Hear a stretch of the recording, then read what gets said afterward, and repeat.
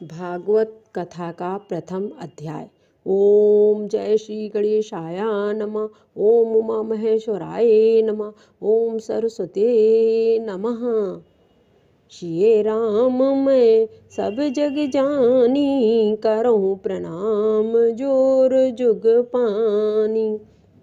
सच्चिदानंद स्वरूप भगवान श्री कृष्ण को हम नमस्कार करते हैं।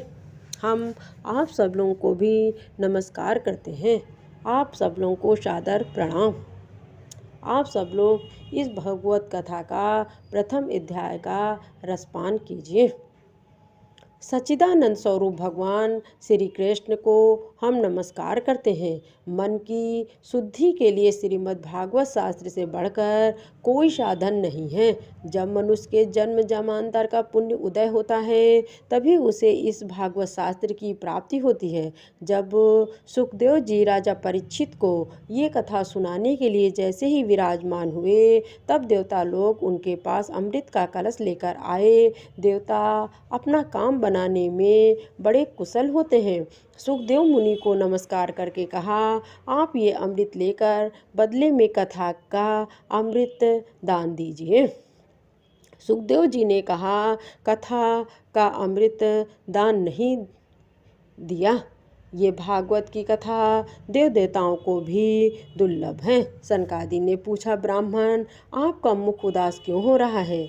आप चिंतातुर कैसे हैं? नारद जी ने कहा, मैं सर्वोत्तम लोक समझकर पृथ्वी पर आया था। यहाँ पुष्कर, प्रयाग, काशी, गोदावरी, नासिक, हरिद्वार, कुरुक्षेत्र कई तीर्थों में विचारता रहा, किंतु मुझे कहीं भी संतोष नहीं मिला। इस तरह कलयुग के दोष देखता और पृथ्वी पर विचारता हुआ मैं यमुना जी के तट पर पहुंचा,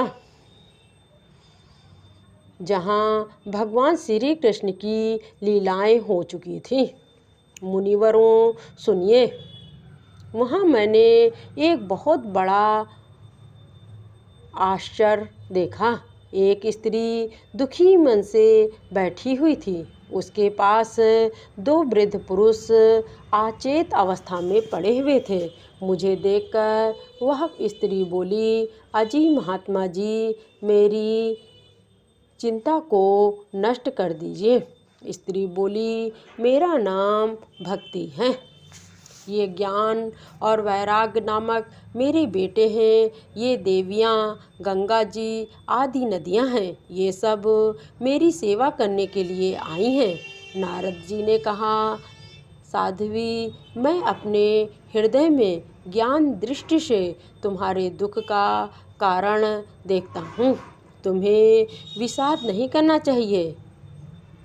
श्री हरि तुम्हारा कल्याण करेंगे। नारद जी ने कहा, देवी, ये दारुण कलयुग है। इस समय सदाचार, योग मार्ग और तप आदि सभी लुप्त हो गए हैं। भक्ति ने कहा, राजा परीक्षित ने इस पापी कलयुग को क्यों रहने दिया? नारद जी ने कहा, जिस दिन भगवान श्री कृष्ण इस भूलोक को छोड़कर अपने परम धाम को पधारे उसी दिन से संपूर्ण साधनों में बाधा डालने वाला कलयुग आ गया। ब्राह्मण केवल लोभवश घर घर जन जन को भागवत कथा सुनाने लगे, इसलिए कथा का सार चला गया। जिनके हृदय में भक्ति महारानी का निवास है, उन्हें प्रेत, पिशाच, राक्षस या दैत्य आदि स्पर्श करने में सामर्थ्य नहीं हो सकते। वे केवल भक्ति से ही वशीभूत होते हैं। इसमें गोपी जन प्रमाण हैं। जो लोग भक्ति से द्रोह करते हैं वे तीनों लोकों में दुखी दुख पाते हैं। पूर्व काल में भक्ति का तिरस्कार करने पर दुर्वासा ऋषि को कष्ट उठाना पड़ा था। व्रत, तीर्थ, योग, यज्ञ और ज्ञान चर्चा आदि की कोई आवश्यकता नहीं है। एकमात्र भक्ति ही मुक्ति देने वाली है। भक्ति में हमें क्या करना चाहिए? भगवान का खूब कीर्तन करो, नाम जप करो, उसी से मुझे मुक्ति मिलेगी। तुलसीदास जी कहते हैं, कलियुग केवल नाम आधारा, सुमिर सुमिर नर उतरहि पारा। भक्ति ने कहा, नारद जी आप धन्य हैं, आपने क्षण भर में मेरा सारा दुख दूर कर दिया, किंतु मेरे बेटों को चेतना नहीं आई। सूत जी कहते हैं, नारद जी को बड़ा दुख हुआ। उन्हें हाथ से हिला डुला कर जगाने लगे। फिर उनके कान के पास मुंह लगाकर जोर से कहा, ओ ज्ञान जल्दी जाग पड़ो, ओ वैराग जल्दी जाग पड़ो। गीता का पाठ किया, फिर भी मूर्छा दूर नहीं हुई।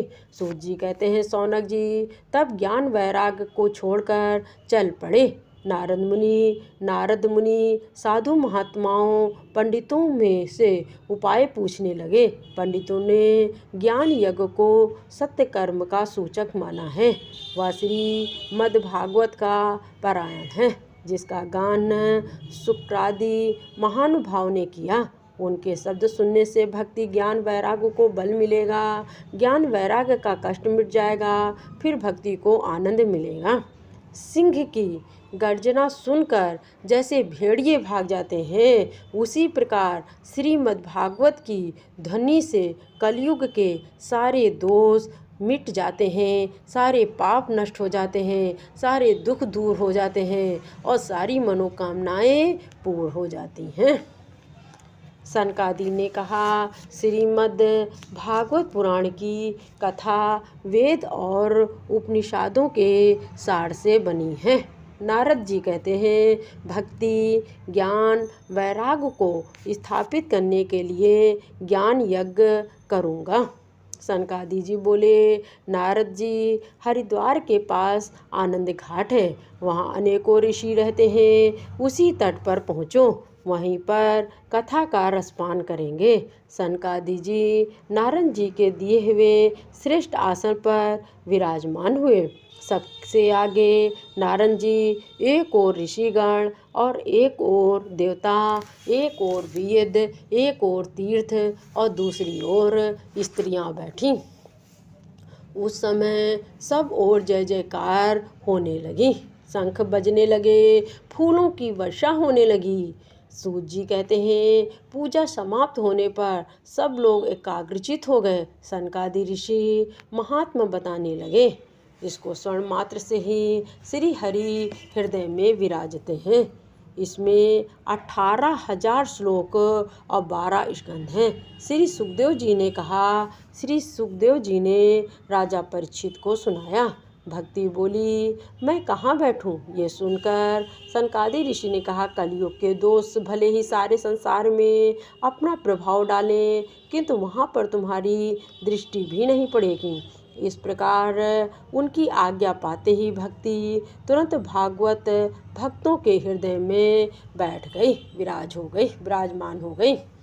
चित्त की शुद्धि के लिए इस भागवत कथा के समान कोई दूसरा पवित्र साधन नहीं है।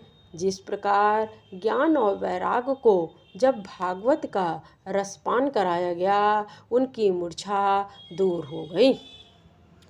सब लोग मिलके बोलो, राधे राधे, बांके बिहारी लाल की जय। नारद जी, अब हम तुम्हें एक प्राचीन इतिहास सुनाते हैं। पूर्व काल में तुंगभद्रा नदी के तट पर एक अनुपम नगर बसा हुआ है। वहाँ आत्मदेव नाम का एक ब्राह्मण रहता था। उसकी कोई संतान नहीं थी। एक दिन वह एक सन्यासी के पास गया। सन्यासी बोला, 7 जन्म तक तुम्हारी कोई संतान न होगी। आत्मदेव रोने लगे। जब महात्मा जी ने देखा कि ये किसी प्रकार से नहीं मान रहा है, तब उन्होंने उसे एक फल दिया। फल लाकर पत्नी को दे दिया।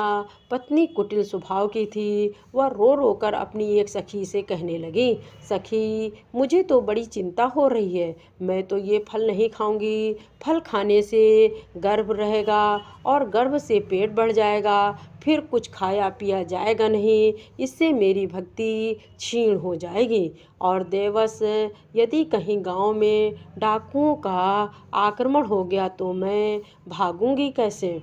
यदि सुखदेव जी की तरह गर्भ में ही रह गया तो इसे बाहर निकालूंगी कैसे? प्रसव के समय वह टेढ़ा हो गया तो मर जाऊंगी। मैं सुकुमारी भला ये सब कैसे सह सकूंगी? जब मैं दुर्बल पड़ जाऊंगी तब नंद रानी आकर घर का सब माल समेट ले जाएंगी। मन में ऐसे कुतर्क उठने से फल नहीं खाया। जब पति ने पूछा खा लिया तब बोली हाँ खा लिया। एक दिन उसकी बहन घर आई। उसने बहन को सारा हाल सुनाया। बहन मैं क्या करूं? बहन ने कहा मेरे पेट में बच्चा है, प्रसव होने पर तुम्हें दे दूंगी। तब तक तू गर्भवती होने का नाटक कर और ये फल गांव को खिला दे। कुछ समय बाद उसकी बहन के बच्चा हुआ।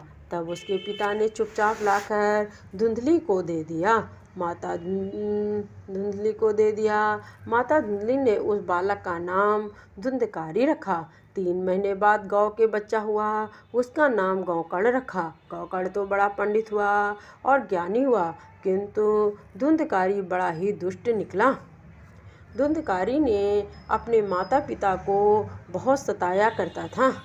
माँ कुएं में कूद पड़ी, पिता वन में तपस्या करने चले गए। धुंधकारी अपने घर 5 वैश्याओं को ले आया। धुंधकारी को 5 ने इतनी शराब पिलाई कि वह बेहोश हो गया। फिर 5 ने मिलकर उसका गला घोंट दिया और उसकी मृत्यु हो गई। 5 वैश्याओं ने गड्ढे में दबा दिया और भाग गई। धुंधकारी प्रेत बन गया। गौकर्ण जी घूमते घूमते अपने नगर में पहुँचे और अपने आंगन में सोने के लिए गए तो क्या देखा? धुंधकारी ने अपना विराट रूप दिखाया। गौकर्ण ने कहा तू कौन है? रात्रि के समय इतना भयानक रूप क्यों दिखा रहा है? तू प्रेत है या पिशाच है? सूत जी कहते हैं गौकर्ण के ये पूछने पर रोने लगा। उसके बोलने की शक्ति नहीं थी। प्रेत बोला मैं तुम्हारा भाई हूँ, मेरा नाम धुंधकारी है। गौकर्ण जी बोले विधि पूर्वक गया जी में पिंडदान कर दिया, फिर भी तुम प्रेत योनि से मुक्त नहीं हुए। मुझे अब क्या करना चाहिए? साधु महात्माओं ने पूछा। सूरदेव जी से पूछा। सूरदेव जी ने स्पष्ट स्वर में कहा श्रीमद् भागवत से ही मुक्ति हो सकती है, इसलिए तुम उसका सप्ताह पारायण करो। तब गौकर्ण जी ने निश्चय करके कथा सुनाने के लिए तैयार हो गए। जब गौकर्ण जी व्यास गद्दी पर बैठकर कथा कहने लगे तब वह भी प्रेत भी वहां आ पहुंचा और इधर उधर बैठने के लिए स्थान ढूंढने लगा। उसकी दृष्टि एक सीधे रखे हुए 7 गांठ के बांस पर पड़ी। उसके नीचे के छिद्र में घुसकर वह कथा सुनने के लिए बैठ गया। वायु रूप होने के कारण वह बाहर कहीं बैठ नहीं सकता था, इसलिए बांस में घुस गया। कथा जब विश्राम की ओर चली, एक विचित्र घटना घटी। देखते ही देखते उस बांस की एक गांठ तड़ तड़ शब्द करती हुई फट गई। दूसरे दिन दूसरी गांठ, तीसरे दिन तीसरी गांठ। इस तरह 7 दिनों में 7 गांठों को फोड़कर धुंधकारी पवित्र होकर प्रेत योनि से मुक्त हो गया। गौकर्ण को प्रणाम करके कहा तुम्हारी कथा से आज मैं मुक्त हो गया। श्रीमद् भागवत की कथा धन्य है, धन्य है, धन्य है तथा श्री कृष्णचंद्र की धाम की प्राप्ति कराने वाला सप्ताह पारायण भी धन्य है। इसके सुनने मात्र से ही सारी इच्छाएं, सारी मनोकामनाएं पूर्ण होती हैं, सारे दुख दर्द दूर हो जाते हैं। ध्यानपूर्वक आप सब लोग सुने। सब लोगों के सामने ही धुंधकारी उस विमान पर चढ़ गया। तब उस विमान पर आए हुए प्रसादों को देखकर उनसे गौकर्ण ने ये बात कही। गौकर्ण ने पूछा, यहाँ तो हमारे अनेकों सुहृदय श्रोतागण हैं, उन सब के लिए आप लोग एक साथ बहुत से विमान क्यों नहीं लाए। यहाँ सभी ने समान रूप से कथा सुनी। फिर फल में इस तरह का भेद क्यों हुआ, ये सब बताइए। इस प्रेत ने 7 दिनों तक निराहार रहकर कथा सुनी और उसका रात दिन मनन भी किया। इसी से एक साथ भजन करने पर भी उसके फल में भेद रहा। जो ज्ञान दृढ़ नहीं होता वो व्यर्थ हो जाता है। चित्त के इधर उधर भटकते रहने से जब का भी कोई फल नहीं होता। यदि ये श्रोता फिर से श्रीमद् भागवत की कथा का सुने तो निश्चय ही सबको वैकुंठ की प्राप्ति होगी।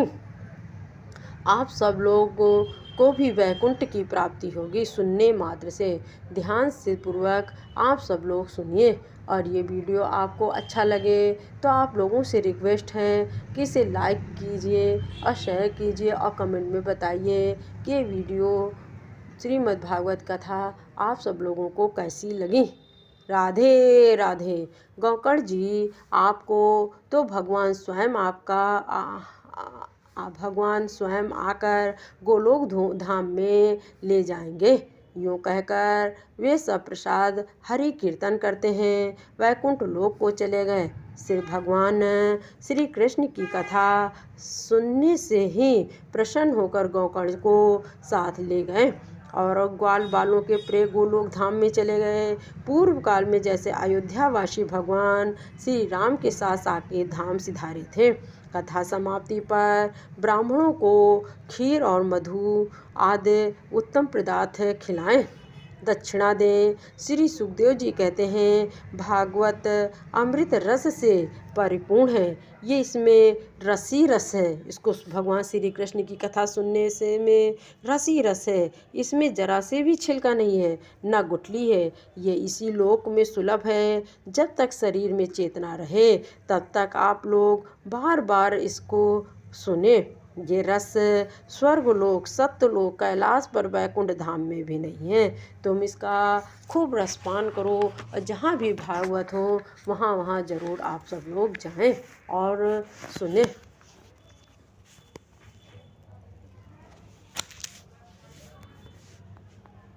राधे राधे। इसे कभी न छोड़ें। कलयुग में भागवत की कथा भव रोग की रामबाण औषधि है। इसको सुनने मात्र से सारे रोग, सारे कष्ट, सारे दुख दर्द दूर हो जाते हैं और मन की सारी इच्छाएं पूरी हो जाती हैं। अगर इस कथा को सुनने ध्यानपूर्वक सुने।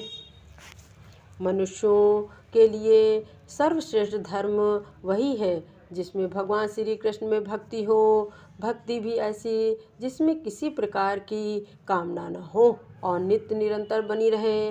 भक्ति से ही भगवान की प्राप्ति हो सकती है। इसलिए कहा है, हरि व्यापक सर्वस्त समाना, प्रेम ते प्रकट हूँ मैं जाना। भगवान शंकर ने कहा, भगवान को प्रेम के बल पर ही प्रकट किया जा सकता है। तुलसीदास जी कहते हैं, राम ही केवल प्रेम प्यारा, जान ले हूँ जो जान निहारा। ये भागवत का पाठ सुनने से आपकी सारी इच्छाएं पूरी होंगी। अगर आपको ये वीडियो अच्छी लगे तो आप सब लोगों से रिक्वेस्ट है कि आप इसे लाइक करें, शेयर करें और कमेंट में ज़रूर बताएं कि भागवत पाठ सुनने में कैसा लगा। राधे राधे। राधे राधे। राधे राधे।